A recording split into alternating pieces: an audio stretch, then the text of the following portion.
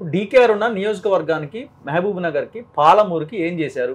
Last 10 yearsగా మోడీనే ఉన్నారు కదా, ఆమె భారతీయ జనతా పార్టీలోనే ఉన్నారు కదా, ఈ కుటుంబం ఈ పాలమూరుకి ఏం చేసిందని ఒక క్వశ్చన్, బేసిక్ క్వశ్చన్ రైజ్ చేస్తున్నారు.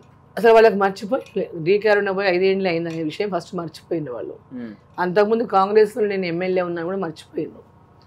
పాలమూరులో మా గద్వాల నుంచి ఎమ్మెల్యేగా గెలిచి పోరాటం చేసి నా గద్వాల జిల్లా సాధించుకున్నా. నాకేం వీళ్ళు ఎవరు సపోర్ట్ చేయలే కాంగ్రెస్ పార్టీ. నా మీద నా 100% నా వ్యక్తిగత పోరాటంతోనే జిల్లా సాధించుకున్నా.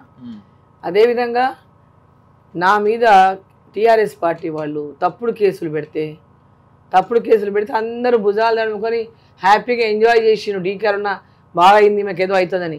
డీకేఆర్ ఉన్న ఎప్పుడు కూడా కేసుల గురించి భయపడలే. మేము ఏ తప్పులు చేయలేదు.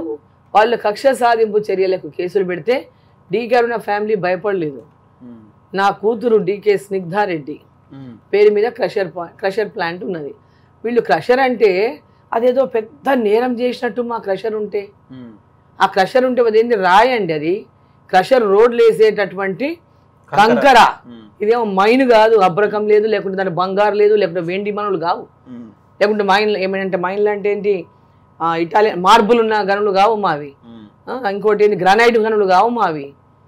అరే రోడ్లు వేసేటటువంటి కంకర, దాంట్లో ఏముంటుంది చెప్పండి? ఆ గన్లలో దోయడానికి ఏముంటుంది? ఆ గన్లలో ఇంతమంది రాష్ట్రంలో రోడ్లు వేస్తున్నారు, మరి వాళ్ళందరూ దోయంది ఒక్క భరసింహారెడ్డి దోచిండు ఆ క్రషర్ పెట్టి.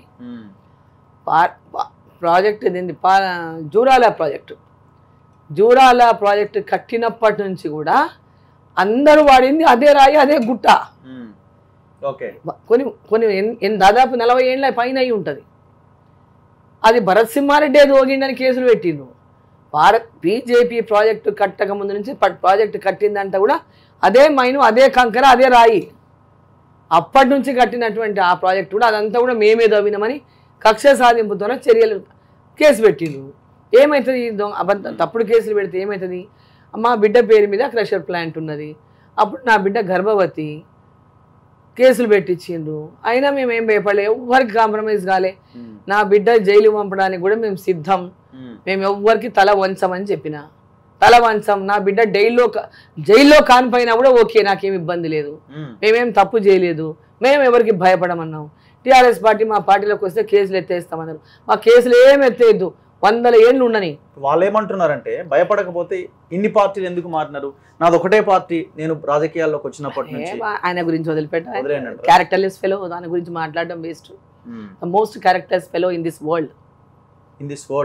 వరల్డ్ అంతకంటే క్యారెక్టర్స్ ఫెలో ఇంకెవరు ఉండరు. ఆయన గురించి మాట్లాడడం వేస్ట్.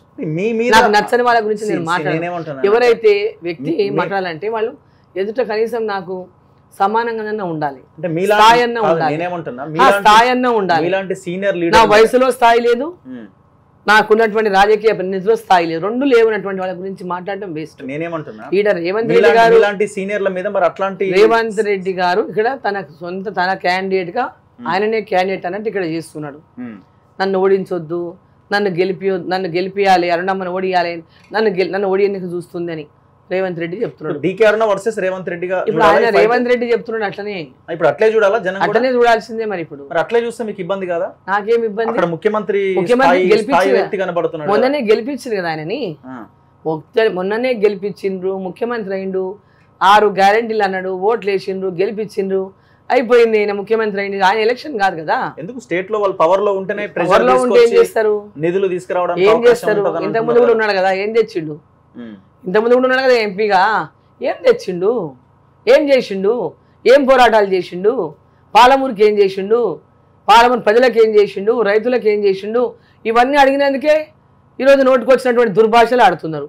అయ్యా మీరు ఏం చేయలేదు, మీకు ఈ జిల్లాలో ఓటు అడిగే హక్కే లేదు. ఈరోజు మీరు వచ్చిందంటే లక్కీ డిప్ తగిలింది, ముఖ్యమంత్రి అయ్యిండు రేవంత్ రెడ్డి. లక్కీ డిప్ తగిలింది అంతే, 100% లక్కీ డిప్. జనాలు ఓట్లు వేసినట్టే అదృష్టం ఉంది కాబట్టి, 6 గ్యారెంటీలు అన్నాడు కాబట్టి అదే లక్కీ డిప్ అంటున్నా. ఎంతమందినో వేస్తారు, దవుతుంది కదా డిప్.